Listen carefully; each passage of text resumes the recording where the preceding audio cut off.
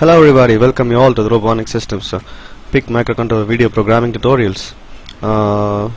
Before you start, please do install the software that you get in our CD, Micro C Pro for PIC and PIC Simulator ID and WinPIC.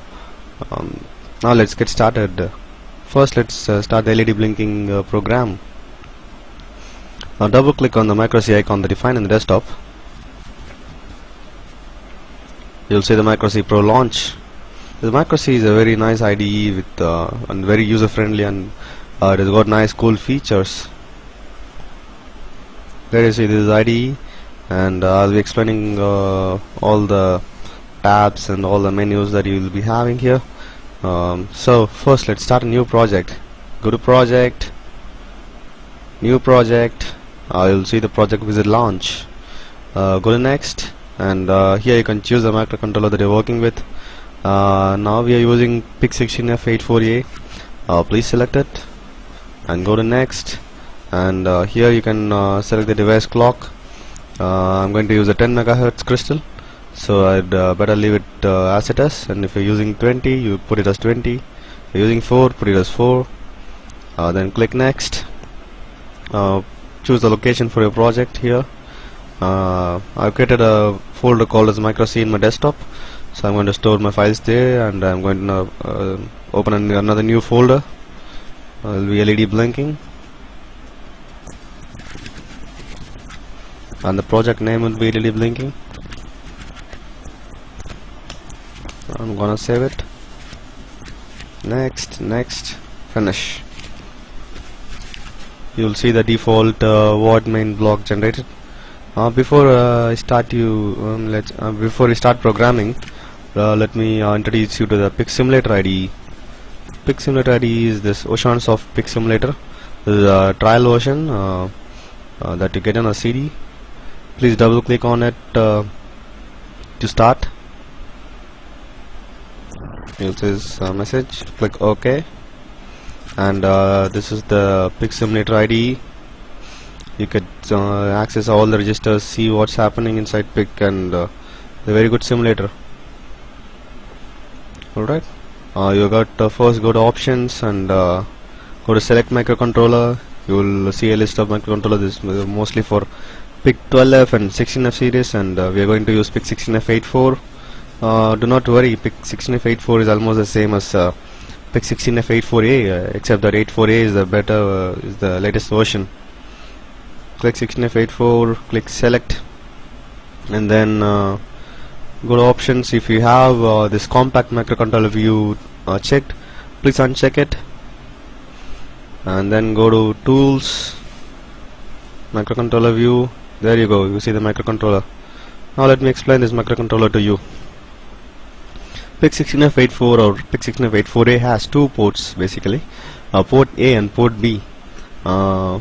Port A has 5 pins, as you see. RA0 to RA4 is the port B, and RB0 to RB7 is the port B. And also you have the power supply, VSS and VDD, and you have MCLR. MCLR is something specific to PIC. You have to pull it high with the 10K resistor in order for the program to start running. And this is the clock oscillator, where you give the clock pulse input. Remember, we selected 10 megahertz while we were setting up the project. That is what the 10 megahertz crystal will be connecting it here. And you have this project settings here. You can go and edit your project settings anytime. Also you have the code explorer. If you have some functions and global includes, you can just select it, access it easily from here. And you have the library manager, where you have lots of cool inbuilt C libraries, hardware libraries, and you have the routine list. You have the project manager, where you can manage projects, manage files inside the projects. Yeah, coming back to the PIC microcontroller, this is a simulator IDE. RA0 port A in any PIC microcontroller will be usually contain analog to digital converters, internal analog to digital converters. Port B is as a digital port. You can use it either for digital input or digital output. Also, the analog port A can be used for digital signals as well. You can also configure it to work it as digital inputs or digital outputs. Alright, that's it about that's a brief introduction about PIC microcontrollers. Now let's start programming. When you start the program, you will get a default void main block. That is where the main block is where the code runs in any C program. That is where the code is being executed. So let me what is my objective here? I'm going to make the port B LED blink, on off. So my requirement would be I am going to define port B as output. How do I define port B as output? There is a register called as TRIS registers, TRIS. TRIS is common and can either use, if you're configuring port A, use TRIS A, or if you're configuring port B, use TRIS B. Is equal to 0x000. Now configure port B as output. If you want to configure port B as input, use 0xFF. Now you are wondering why I'm using something weird like 0xFF. We normally use numbers to define. Now let me explain. If you're working on Windows, go to Start, All Programs, you go to Accessories and go to Calculator. Now if you want to view the scientific view, just click View Scientific. You'll get this scientific thing here.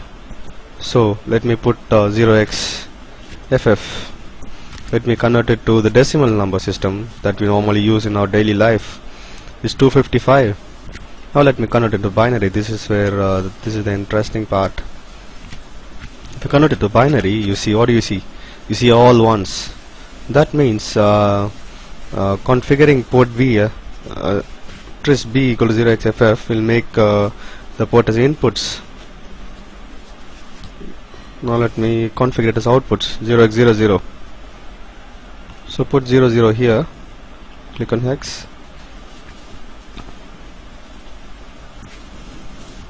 00, then click on binary, you get the 0.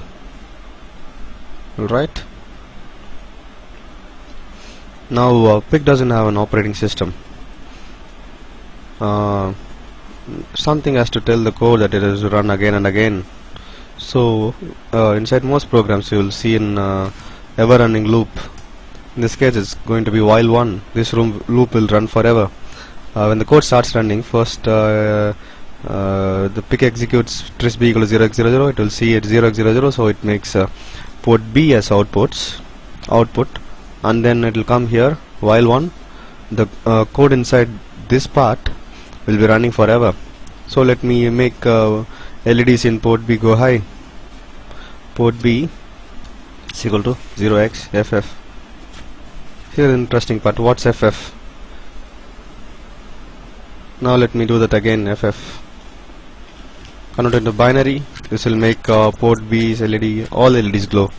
From here, remember this is the most significant bit. RB7 is the most significant bit, it's the upper bit.